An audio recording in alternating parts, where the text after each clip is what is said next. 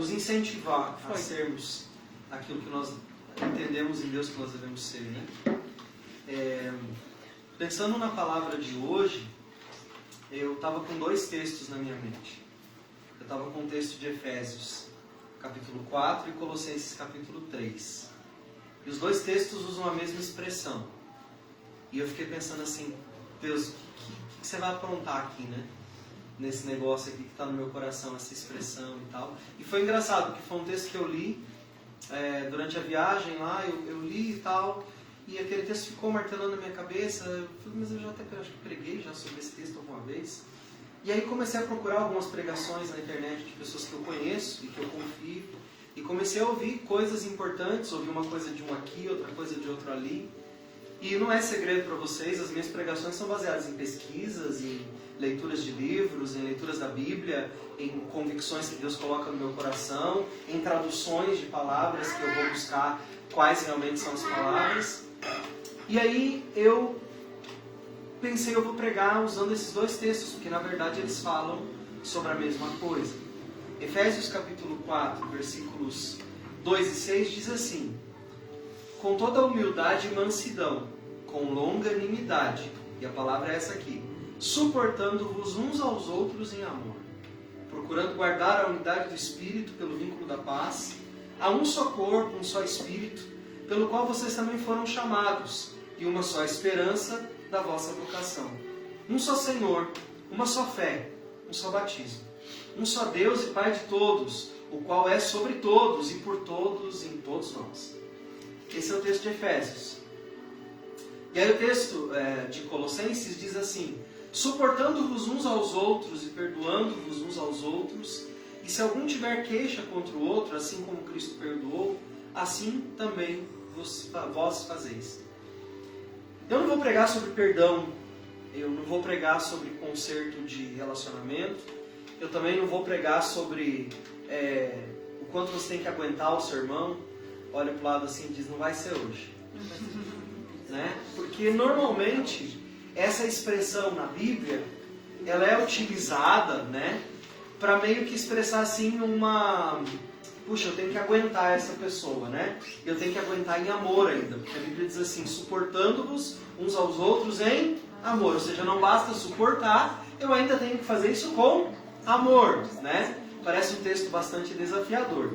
E tendo em vista que os dois textos falam sobre como as pessoas deveriam conviver e quais os detalhes dessa convivência deveriam ser observados, deveriam ser vividos pela Igreja de Cristo, tanto de Colossenses quanto pelos Efésios, eu acabei entendendo que existia uma mensagem um pouco mais profunda aqui. E eu acho que suportando-vos uns aos outros tem algo muito ligado aqui a um espectro de maturidade espiritual e de fé. Deus não está pedindo para pessoas que elas simplesmente aprendam a desenvolver mais um papel. E vamos falar a verdade, todos nós sabemos desenvolver vários papéis. Nós sabemos desenvolver o papel do bom funcionário, nós sabemos desenvolver o papel do bom amigo, nós sabemos desenvolver o papel da pessoa sempre agradável com todo mundo, nós sabemos desenvolver o papel da pessoa religiosa que faz a mesma coisa sempre e toda vez, e uma vez depois da outra, sempre do mesmo jeito, seguindo as mesmas regras. Nós sabemos satisfazer todos esses anseios sociais ou familiares que nos são cobrados ou que nos são impostos. E eu não acho que esses textos estão falando disso. Quando ele fala suportando-vos uns aos outros em amor, eu acho que tem alguma coisa maior aqui. E foi isso que me motivou a pensar sobre o que significa de fato isso, esse desafio que esse texto está nos trazendo. E para mim é um texto que nos leva à maturidade. Agora, primeiro, a maturidade da nossa consciência de fé. De nós entendermos, e eu tive que escrever isso porque me pareceu um pensamento um pouco complexo, ser maduro exige de nós uma clareza sobre a nossa situação. Ou seja, que situação você está hoje? A Rita falou aqui no testemunho dela. Triste, deprimida, pensando em chutar o balde. Essa é a tua situação. É o como você está, é aquilo que está ocorrendo com você naquela etapa, naquele momento da sua vida. Então nós temos que entender, nós temos que ter compreensão, clareza de que isso é um tempo, de que nós estamos passando por isso, de que isso é algo que está transitando a nossa vida, é uma parte do nosso caminho. E também sobre a nossa condição. A nossa condição é aquilo que Jesus fez por nós. Então, a nossa situação tem a ver com a transitoriedade da vida, com aquilo que está acontecendo, com a realidade à nossa volta. E é real, tem a ver, está acontecendo. Mas a nossa condição é outra coisa. A nossa condição é aquilo que Jesus já fez por nós. É aquilo que nós já somos em Jesus. E nós temos que ter muita clareza entre uma coisa e outra. E eu vou dizer para você que por isso que nós ficamos tão tristes e decepcionados quando as coisas não saem do nosso jeito. Porque nós não temos uma clareza de situação e de condição. Nós confundimos a condição e a situação. Nós ficamos interpondo essas duas coisas como se fossem a mesma coisa e não são. Se você for procurar na Bíblia, tudo que você é em Jesus, é bem capaz que você se assuste com a sua verdadeira condição. A Bíblia diz que a primeira das condições, isso já deveria fazer uma diferença muito grande em nós, é que nós fomos agora chamados de filhos por adoção em Jesus Cristo. Já expliquei isso para vocês uma vez, nessa mentalidade dessa época, ser adotado era uma coisa que todos precisavam, mesmo aqueles que nasciam consanguíneos. Aqueles que nasciam do próprio corpo da mãe precisavam ser aceitos como filhos pelo pai, mesmo o pai sendo o genitor. Tinha um momento dado daquela criança em que o pai tinha que ir diante de todas as pessoas que estavam na sua família, tipo batismo assim, sabe? Levantar a criança e dizer, esse é meu filho fulano de tal. Então não era só produzir o filho. Ele tinha que assumir publicamente a condição de pai. E quando a Bíblia fala que nós somos feitos filhos por adoção, nós somos felizes duas vezes. Porque é como se nós fôssemos aceitos diante de todo o mundo espiritual e do mundo físico também, filhos de Deus agora por aclamação, e também porque fomos gerados no coração de Deus como filhos por adoção em Jesus Cristo.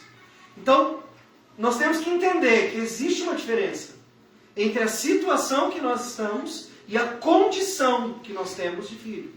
Ficou claro para vocês esse pensamento? Porque ele vai precisar ser muito necessário para tudo aquilo que eu quero falar nessa noite. Vocês entenderam claramente a diferença entre situação e condição? Amém ou não amém? Amém. Eu não tenho problema de explicar de novo. Amém? Amém. Ok, então guarda isso no seu coração. Porque Paulo diz o seguinte, quando eu era menino, falava como menino, pensava como menino, quando me tornei homem, deixei para trás as coisas de menino. O que o Paulo está dizendo aqui é o seguinte, existe em vocês uma compreensão necessária da situação de vocês e da condição de vocês. E a partir do momento que vocês têm essa consciência de condição e de situação, é necessário de vocês que vocês abandonem uma linguagem que não seja uma linguagem madura de alguém que já entendeu, que você já conheceu coisas e que agora você não pode continuar vivendo da mesma forma. Você vai precisar viver de maneira adulta. E isso aqui para nós é uma coisa muito importante também. Deixar as coisas de menino significa deixar a confusão da vida. Deixar as coisas de menino significa deixar de fazer só o que eu gosto. Agora, pode olhar para a pessoa e perto de você e dizer assim, infelizmente você vai ter que deixar de fazer tudo que você gosta. Pode falar, vou esperar. Você vai ter que deixar de fazer as coisas que você gosta para fazer as coisas que são necessárias. Isso pode custar muito caro. Não é fácil isso. Isso é desafiador. Isso é complicado. Isso é coisa de gente grande. Isso é coisa de adulto. O que acontece com uma criança quando um adulto remove ela de alguma coisa boa que ela está fazendo? Birra, choro, o que mais? Escândalo. Tenta voltar. Lembrou alguém, hein? Que quando Deus não faz uma coisa do jeito que você quer, Eu não queria ficar aqui. Eu não queria agora. Mas por quê? Mas por quê? Oh Deus, qual é? Tava tão bom. Por que você cortou meu barato? Lembra? Isso é uma reclamação infundada. Porque isso é coisa de criança. E quem não é mais criança tem que fazer o quê? Abandonar as coisas de criança. Não é? Não é? É bom abandonar as coisas de criança? Sabe por que não é bom? Porque na maioria das vezes, quando a gente vê as pessoas tendo que deixar coisas de criança para trás, elas vão ficando meio tristes, meio até depressivas, porque, puxa, a vida adulta é isso? Né? Os filhos começam a crescer, eles começam a dar conta de sua própria vida, e aí você começa a ouvir a seguinte frase: nossa, mas isso aqui é ser adulto então? Isso aí tá meio... Ó pai, isso aqui que é ser adulto, filha, é isso aí que é ser adulto. Ah, não sei se eu quero isso. Não é? Achava melhor quando era criança, que eu não precisava assumir responsabilidade de nada. E aqui tem um ponto bastante importante para nós. Eu e você, como cristãos, chamados à maturidade, conhecedores de nossa situação e de nossa condição, pessoas em processo de maturidade, que já não são mais meninos e meninas. Vou falar meninos e meninas, porque não se diz assim, Deus falou só meninos, né? Eu falou só com os homens. Não, meninos e meninas. Você já deixou essa condição. Então agora é exigido de você, repita comigo, um esforço diligente. Um esforço diligente. Você consegue pensar no significado disso que eu pedi para você acabar de repetir? Sim. Esforço diligente. O que é um esforço diligente? Para mim é uma redundância. É um esforço esforçado. É um esforço esforçadíssimo. É algo... Oi? Esforço com vontade. Esforço com vontade. De verdade. Esforço diligente. Para quê? Para agir como adulto espiritual. E agir como adulto espiritual vai exigir de nós esforço. Vou tomar emprestado de novo as palavras de João, que para mim cabem muito bem nesse contexto. O reino de Deus é tomado por esforço. Ou seja, que você tenha um esforço diligente. Que você olhe para aquilo e diga, aqui vai exigir de mim algo a mais.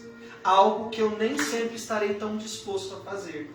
Mas se eu quiser assumir a minha condição de adulto, eu vou precisar deixar as coisas de menino e assumir um esforço diligente. Quer ver? Não é para levantar a mão, é só para levantar a mão espiritualmente agora, tá? Só dentro de você, lá no seu interior, porque eu não quero expor nenhum de vocês. Tem que ler a Bíblia todos os dias. Ah, pastor, eu leio. Eu entendo. Ah, tem que orar todos, não é? Quando eu uso a expressão tem que orar, vocês entendem o que eu estou dizendo, né? Não preciso ficar explicando com legenda cada palavra que eu uso. Acho que a gente já passou dessa fase, né? Ah, tem que orar todos os dias. Sim, tem, claro. Mas eu não oro. Mas eu não leio a Bíblia todo dia. E a gente vai se acostumando com isso como se fosse algo normal. Deixa eu te dizer, não é normal. Isso é anomalia. Isso é anormal. Você está fazendo algo errado, que vai te trazer consequências muito pesadas sobre a vida. A forma de orar, a forma de ler a Bíblia, de estudar, isso é discutível. Agora, que tem que fazer, tem. E para fazer isso, vai precisar do quê? Disciplina. De uma disciplina. O nome disciplina já diz tudo, né? Disciplina é uma palavra bem quista por todo mundo, não é não? Tanto que quando a gente diz que vai castigar alguém, a gente diz, vou pôr em disciplina. De tão boa que a gente tem, de tão conceito bom que a gente tem de disciplina. Não deveríamos pensar assim. Porque Paulo mesmo diz, eu reduzo a minha carne à servidão, nem que seja no murro. Ou seja, eu vou fazer o que é preciso fazer, nem que para isso eu tenha que me esbofetear a mim mesmo. Eu me auto-esbofeteio a mim mesmo, sozinho, sem ajuda de ninguém. Eu vou fazer isso comigo. Eu vou me reduzir a esse lugar que eu preciso estar. E eu sei que não será uma coisa agradável, fácil, nem tão pouco desejável. Amém? Você está comigo nisso? Quanto mais falando a respeito do que o texto diz. O texto, tanto de Colossenses quanto de Efésios, ele está falando sobre a convivência dos irmãos e o que eles precisam viver enquanto igreja. E ele vai falar de novo do aperfeiçoamento uns dos outros através dos relacionamentos. Que tipo de relação Deus está querendo que a gente construa como igreja? Que tipo de relacionamentos nós vamos ter? Que tipo de comunhão nós vamos viver? E aí eu quero responder essa pergunta. Espero ter sido claro naquilo que eu escrevi aqui. Uma relação que não é refém dos sentimentos e não é senhora das minhas emoções. Uma relação que não é refém dos sentimentos e emoções. Você já conheceu alguém que vive uma relação refém de sentimentos e emoções? Se você já conheceu, você já sabe o que é a descrição correta da palavra desastre. Porque se eu me relaciono com o outro baseado apenas nos meus sentimentos e nas minhas emoções, a nossa vida vai ser literalmente uma montanha russa, um verdadeiro não céu na terra. Vai ser ruim. Por que vai ser ruim? Porque se eu baseio a minha relação com o outro em tudo aquilo que eu sinto, eu estou baseando isso na minha situação e não na minha condição. Então eu estou me relacionando com o outro baseado na situação. E situações são transitórias, passageiras e pioráveis. Sabe aquele dia que começou ruim e terminou bem pior? Já viveu um dia assim na sua vida ou só eu? Um dia que começou no negativo e terminou no menos negativo ainda? Não sei nem como é que diz isso, mas é aquela que vai menos 10, menos 15, menos 20. Nada está tão ruim que não possa piorar. Se eu me basear para me relacionar com as pessoas que estão aqui na igreja, pelo como foi o meu dia, quando o meu dia foi ruim, como vai ser a minha relação com as pessoas? Ela vai ser boa? Eu vou ter qualidade? Eu quero desenvolver esse texto de Colossenses ainda em um outro momento, e de Efésios também, dentro dessa perspectiva, mas olhando cada detalhe do que o texto diz, porque é muita informação. Eu não consegui estudar tudo o que ele diz para a gente fazer ali. É assim, ó, detalhes de como deve ser. Eu não consegui construir isso ainda, porque eu confesso que é uma avalanche de revelações que vem à cabeça da gente quando você começa a ler o texto. E agora a Bíblia vem nos convidar a suportarmos uns aos outros. Não termos ninguém refém de sentimentos e emoções. Isso é a coisa mais fácil do mundo, não é não? Vocês ficaram quietos agora. Isso foi, estou pensando, ou deu ruim, ou é bem isso? Pode ser uma dessas três coisas, ou até outra que eu não pensei. As três juntas. Oi? As três juntas. As três juntas, né? É muito difícil a gente separar e a gente trazer maturidade para não ter ninguém refém de nossos sentimentos e emoções. Para isso vai precisar o quê? De um esforço consciente. Eu vou falar uma coisa aqui para vocês que talvez expresse exatamente aquilo que eu penso em relação a ser igreja nos nossos dias. Os grandes avivamentos e as grandes condições de mudança na humanidade não foram executadas por grandes igrejas, mas sim por pequenos grupos de pessoas dispostas a viver uma comunhão que os outros ainda não haviam experimentado. Alguém de vocês já leu alguma coisa sobre o avivamento da Rua Azusa? Como que começou? Um grupo de pessoas que começou a se reunir. Para quê? Para orar? Também. Mas não era só para isso. Eles oravam uns pelos outros, eles falavam dos seus problemas uns com os outros, eles aconselhavam uns aos outros, E eles começaram a alinhar propósitos uns com os outros. E nesse alinhamento de propósito, eles começaram a experimentar um grande mover na oração. Mas porque antes veio a comunhão. Avivamento no país de Gales, a mesma coisa. Todos os grandes avivamentos da história, se você for ler, eles começaram a partir de corações sedentos por Deus, que se uniram em comunhão, caminharam para a oração e foram ao evangelismo. Essa foi a sequência de basicamente todos eles. E eu acho que isso nos ensina uma lição importante. O que o mundo que nós vivemos precisa não é uma demonstração, talvez como nós imaginamos, de poder. Mas é uma demonstração de uma comunhão sadia no mundo onde os relacionamentos são cada vez mais impossíveis de serem saudáveis. Aonde nós não desistamos das pessoas. Aonde nós possamos caminhar na imperfeição do outro, sendo para ele o que ele necessita. E isso vai exigir de nós esforço consciente. Olha que interessante. Com toda a mansidão. Eu parto do seguinte proposto. Se a Bíblia está dizendo que é para ter mansidão, é porque ela está falando de uma área que possivelmente a mansidão seja tão necessária que ela não é naturalmente praticada. Ou seja, dentro de uma relação, se Deus está dizendo, eu quero que vocês façam isso com mansidão, é porque provavelmente a relação é marcada por não mansidão. Entende meu raciocínio?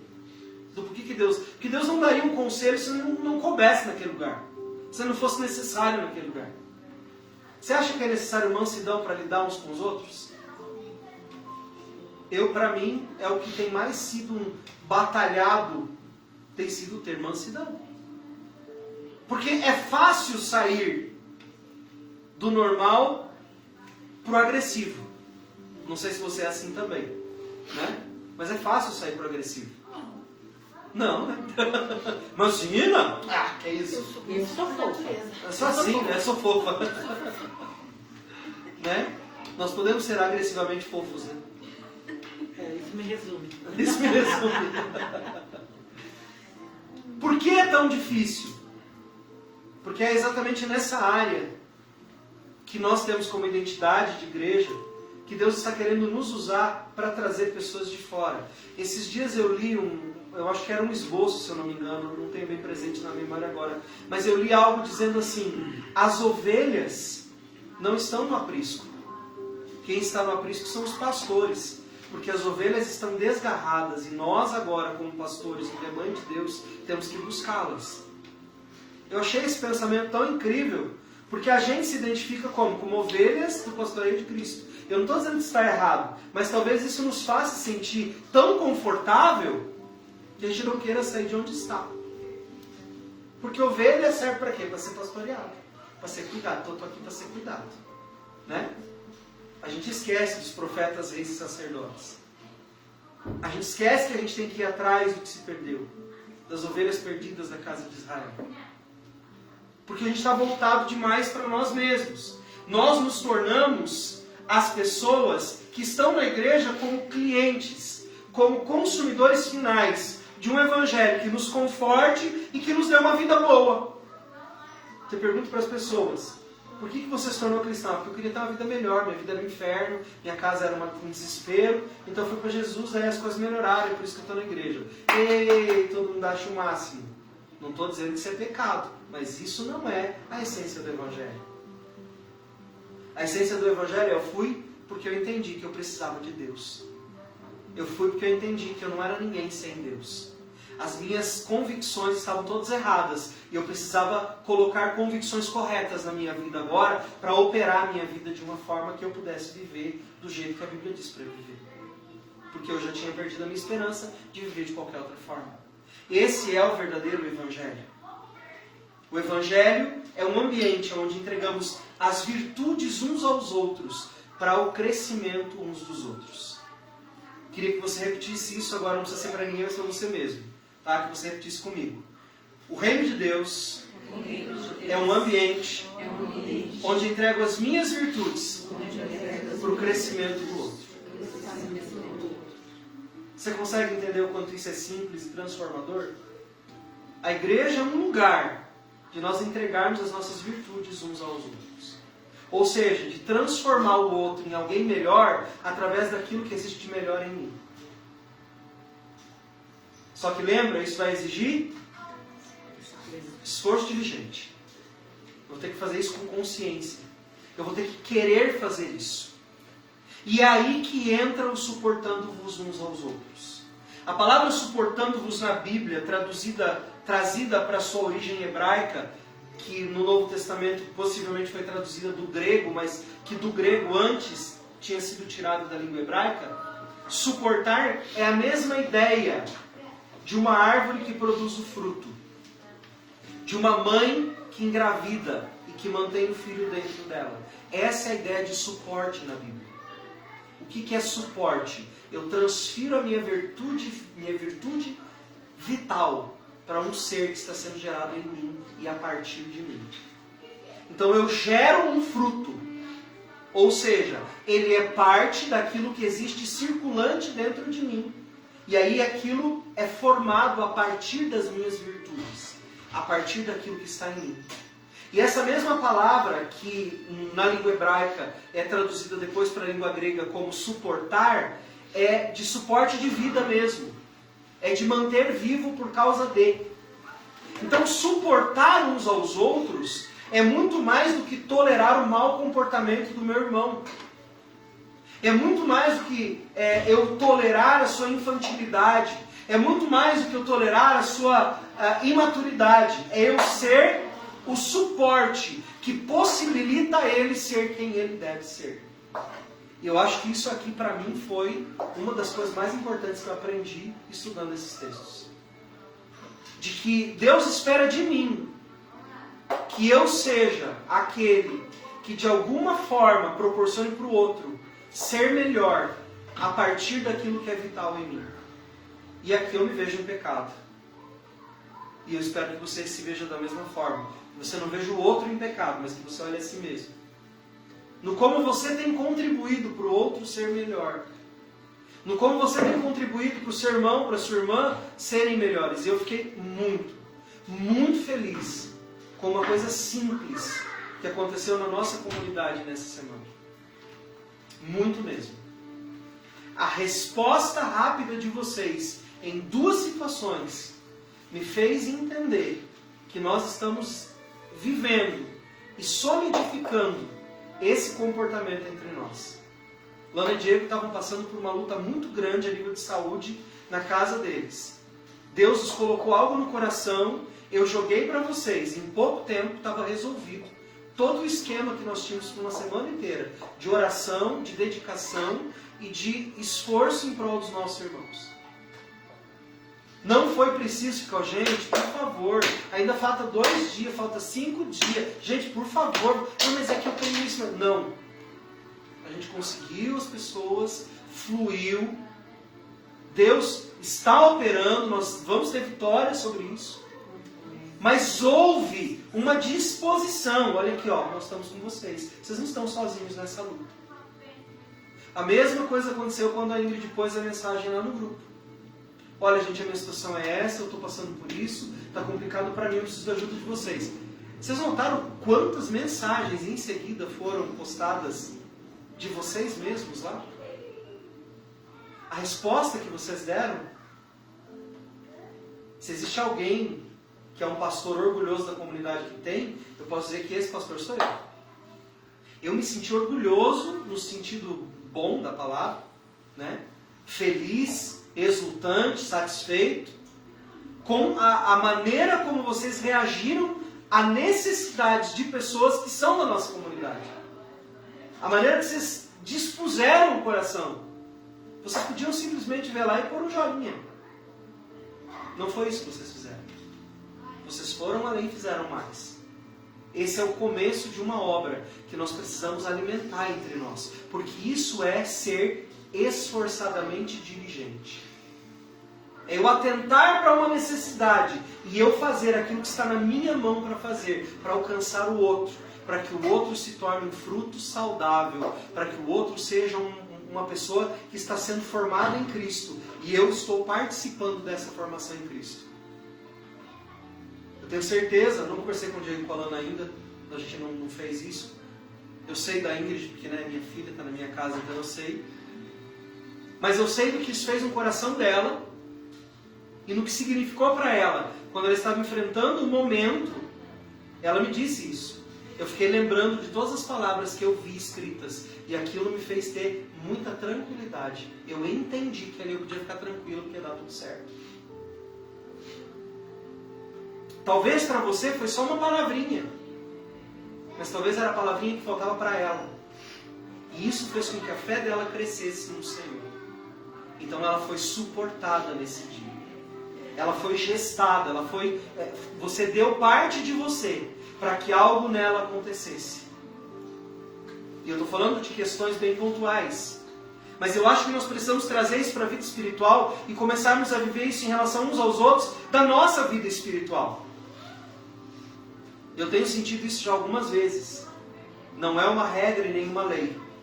Mas eu acho que as nossas conversas, elas podem ser ainda melhor direcionadas. Nós podemos ainda ficar melhores nisso. Que o nosso término de culto, ele seja um momento de edificação também. Não precisa ser religioso, não precisa ser dogmático, não precisa ser aquela coisa quadradinha, mas nós precisamos entender que quando nós estamos conversando uns com os outros, nós estamos ganhando uma oportunidade de formar Cristo na vida do meu irmão, na vida da minha irmã, de fortalecer o meu irmão e a minha irmã em fé, de criar um ambiente propício para a vida, para que ele e para que ela tenham frutos da sua fé e da sua vida. Isso não é uma coisa que nós vamos fazer talvez tão naturalmente. Nós vamos precisar ter um esforço diligente para fazer isso. Esse esforço de gerar, como a árvore gera o fruto, como a mulher gera a criança, a partir da sua entrega, emprestando sua virtude ao outro, naquilo que foi dado a você. Efésios também diz isso. Nós oferecemos ao Senhor aquilo que Ele nos deu. Ou seja, Ele não está exigindo nada de nós que Ele não tenha já depositado em nós. Então esse esforço de cuidar do outro, esse esforço de suprir necessidades, esse esforço de estar com o outro, ele já está em nós só precisamos despertá-lo e mantê-lo ativo com esse esforço diligente. E isso independe da nossa realidade, daquelas coisas que estão à nossa volta, mas depende muito da nossa clareza de condição que nós temos em Jesus. Se eu pensar no como está o meu dia, talvez eu não mande uma mensagem para a Lana, para o Diego. Se eu pensar em como está o meu dia, talvez eu não me importe que o Mário está viajando. E eu nem tenho a força de mandar uma mensagem para ele, desejando a ele uma boa viagem. Mas se eu estiver claro na minha condição de filho de Deus, de servo de Jesus, de irmão dele, eu vou olhar e vou dizer, bem, aqui ele é meu irmão, é importante ele saber que eu estou orando por ele e que eu quero que ele volte para casa em paz. É importante a Rita saber que eu estou orando para Deus dar para ela um emprego melhor. Que ela ganhe melhor e que ela viva melhor. Isso pode não mudar a realidade dela agora, mas isso revela a minha condição e a minha consciência da condição que eu tenho como filho de Deus. Talvez nós estejamos focados demais na nossa realidade, na nossa situação e focados de menos na nossa condição, que é filhos de Deus. Às vezes eu acho que a gente nem age como crente. Porque a gente está tão na situação que a gente age como qualquer pessoa agiria. E nós não podemos nos acostumar com isso. Eu confesso, às vezes eu olho para mim e digo, cara, você se acostumou de novo. Que é isso? Esse não é você. Mas eu faço, como vocês fazem. Parece que eu estou levado pela situação, mesmo, quando eu deveria estar sendo guiado pela minha condição. Eu sou filho de Deus. Eu sou uma nova pessoa. Eu não posso mais agir assim. Mas eu ajo daquela forma. Eu sei que isso vai ser uma luta constante. Eu sei que tem um texto lá de Paulo que ele diz que eu quero, não faço. Nós já sabemos de tudo isso. Mas isso não quer dizer que nós estamos liberados dessa preocupação e desse alvo de esforço consciente de nos tornarmos mais claros de nossa condição e menos guiados pelos nossos sentimentos, pela nossa situação. Só vamos ser suporte na vida do outro se a clareza da nossa condição for algo vivo dentro de nós. E talvez por isso, eu não estou dizendo que é só isso, por isso que muitas vezes a gente não está conseguindo ser quem deveria ser para o outro, porque nós estamos agindo mais na situação do que baseados na nossa condição. Ser um filho de Deus exige de nós um comportamento diferente, porque a nossa natureza é diferente. E não que nós simplesmente agora temos uma etiqueta para agir diante das pessoas, que o crente deve fazer assim, né? Afinal de contas, é crente. Não, é mais do que isso. Eu sou e eu tenho consciência de que eu sou filho de Deus. Eu empresto a minha virtude ao outro. E em Deus nós podemos potencializar isso, reproduzindo no outro aquilo que de melhor Ele pode manifestar na vida dele. Todo filho de Deus é formado de 3 coisas. Paulo Borges disse isso aqui, eu achei demais de lindo. Todo filho de Deus, isso aqui para nos ajudar na nossa clareza de consciência, da nossa condição, ok? Isso é para trazer clareza sobre a nossa condição. Todo filho de Deus é formado por 3 ingredientes principais: amor, graça e comunhão. Todo filho de Deus é formado de amor, graça e comunhão. Pai, Filho e Espírito Santo. Amor, graça e comunhão. Eu acho isso maravilhoso. E eu acho que isso traz consciência para a gente sobre a nossa condição. Dentro de você tem amor, graça e comunhão. Os melhores ingredientes do mundo para formar uma pessoa estão dentro de nós. Nós temos que buscar e despertar isso a cada dia. Porque isso é conversão. E conversão é um dia depois do outro. Não é só agora. Não é só no momento que eu aceitei Jesus. Eu vou ter que batalhar por isso todos os dias. E é uma consciência que nós devemos ter. Ser igreja é entrar na vida do outro para suportá-lo em amor e dinamizar a sua potencialidade de quem ele pode ser em Jesus.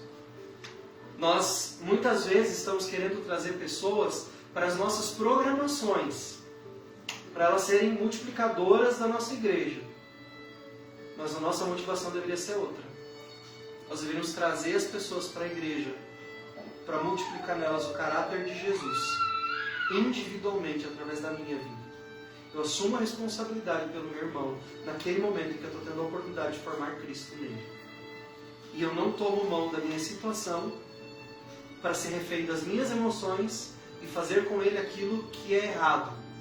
Mas eu o tomo como meu irmão, com minha condição muito clara como filho de Deus, composto de amor, graça e comunhão, para revelar Jesus na minha vida, para a vida dele, e fazer com que ele desperte nele, porque existe melhor nele. Eu não sei você, mas eu tenho o dom de despertar nos outros aquilo que é pior. Você tem esse dom também? Não veio sobremaneira sobre a sua vida assim? Você consegue despertar o que é pior nos outros assim, ó, rápido. Mas para despertar o que é bom, eu tenho que fazer um esforço, gente. Parece dor de parto mesmo. Mas para despertar o que é ruim no outro, é fácil. Eu estou falando de mim. É fácil. É mole despertar no outro pior. Agora, despertar o melhor exige esforço diligente. Tenho que... né? Esses dias eu estava lendo e alguém disse assim: mas se eu ficar fazendo isso eu vou adoecer. Aí o pastor respondeu: tomara que você adoeça e morra, que aí você para de agir desse jeito. Eu falei: pô, nem se defender desse jeito não pode mais, né? A essência do Evangelho é a morte da nossa natureza para a revelação da natureza dos filhos de Deus. Sabe o que Hebreus disse? Porque a natureza anseia com desejo ardente a manifestação dos filhos de Deus. Filho geralmente é parecido com o pai, com a mãe, com aquele que o gerou. Deus nos gerou. No mínimo, o que o mundo espera é que a gente manifeste a natureza dele em nós. Qual é a natureza manifesta de Deus no ser humano? Amor, graça e comunhão.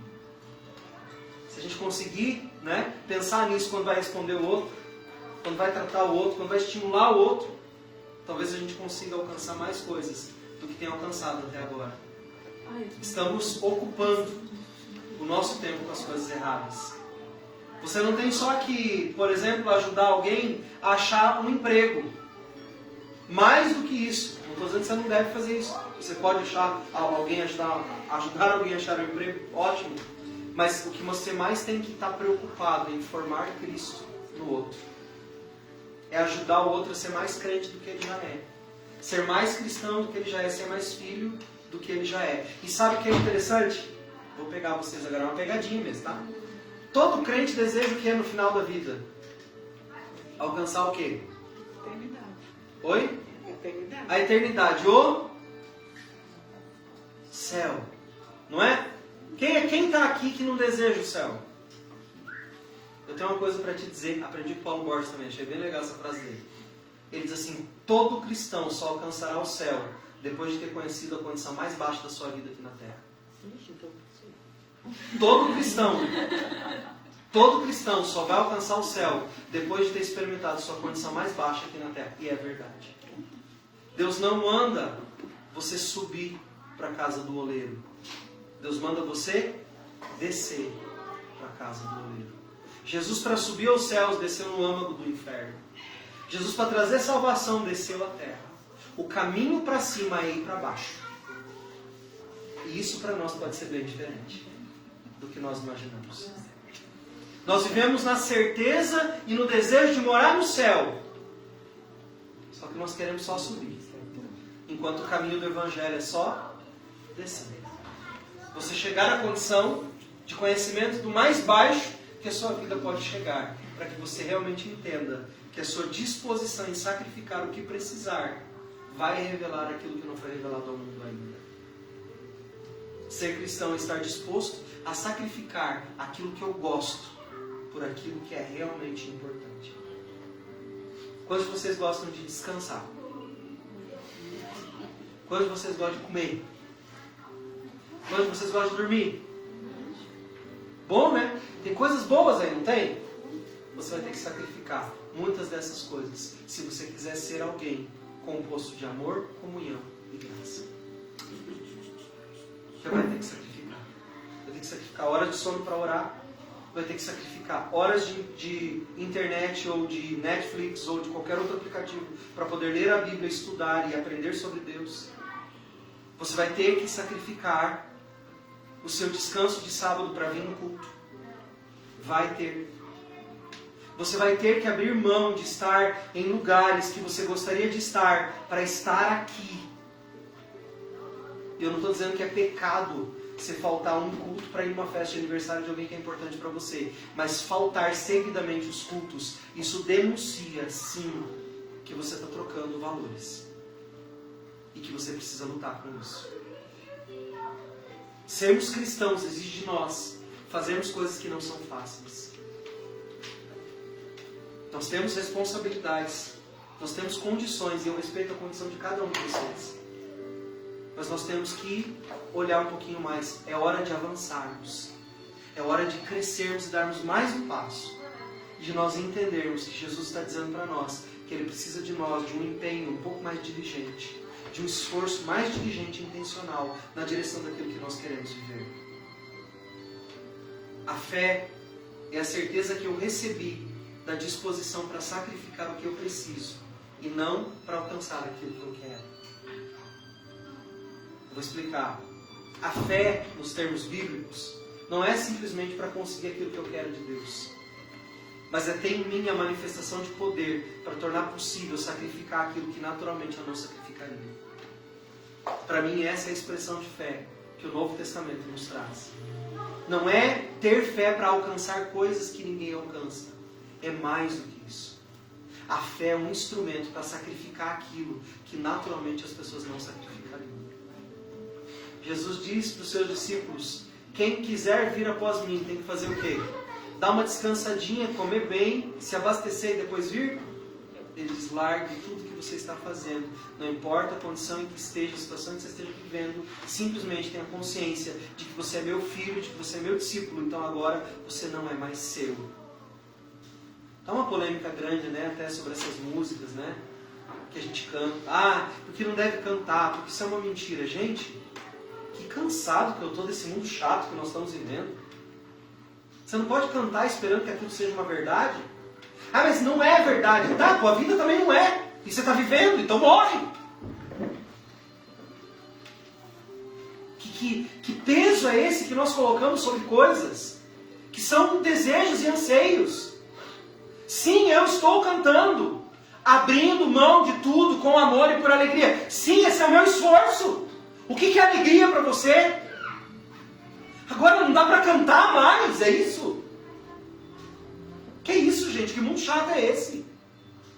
Que falta de maturidade é essa? Esse é o nosso alvo, é o nosso desejo, é o nosso anseio, é o que nós devemos buscar todos os dias. Tá, mas eu não sou, tá, então você morra não sendo. Vai parar de cantar porque vai morrer não sendo. Continua perseguindo, quem sabe você alcança. Agora, se você nem perseguir, você não vai alcançar. Daí que é ruim mesmo. Agora, porque você não consegue, vai parar de tentar? É isso? Sabe o que a Bíblia diz de gente assim? Se você é fraco no dia da tua angústia, é porque você realmente é um frouxo.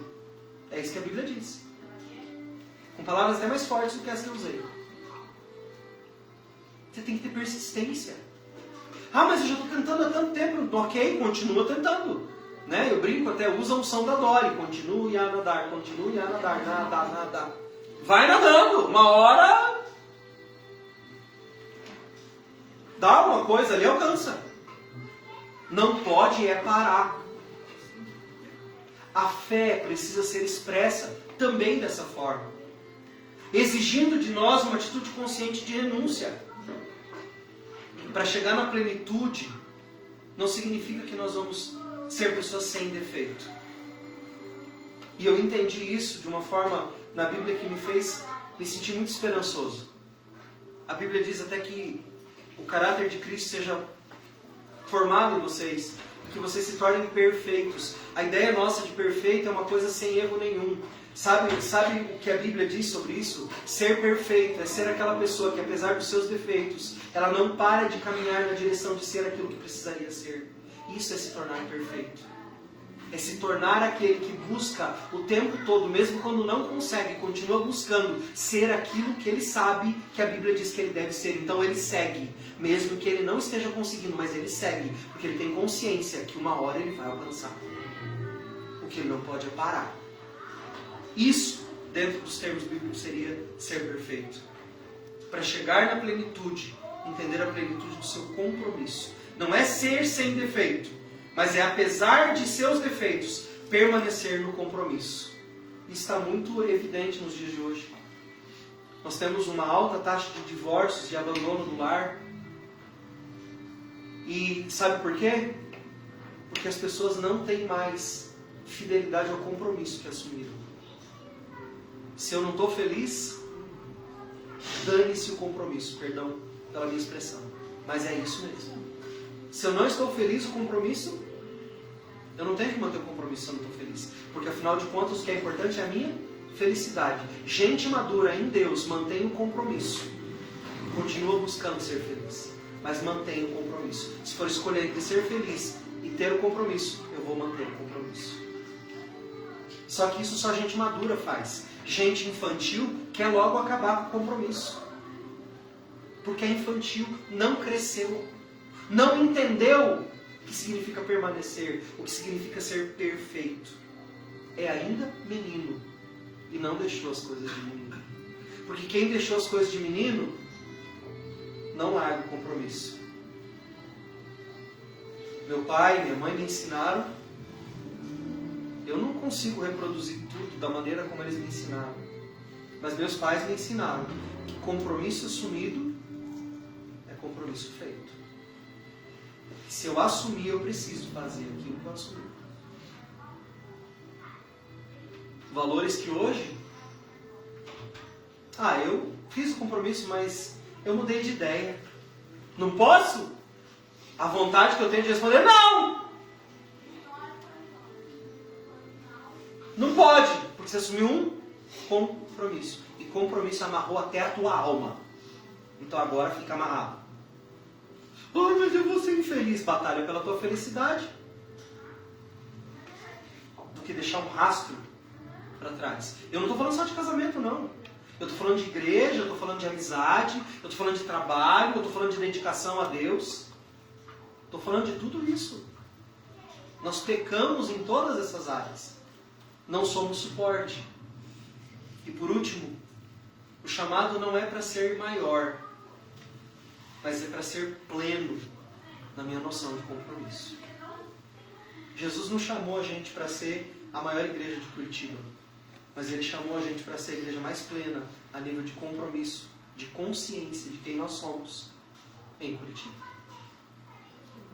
Nós temos que ter consciência de que Ele nos chamou para nós termos esse esforço dirigente para sermos aquilo que precisamos ser.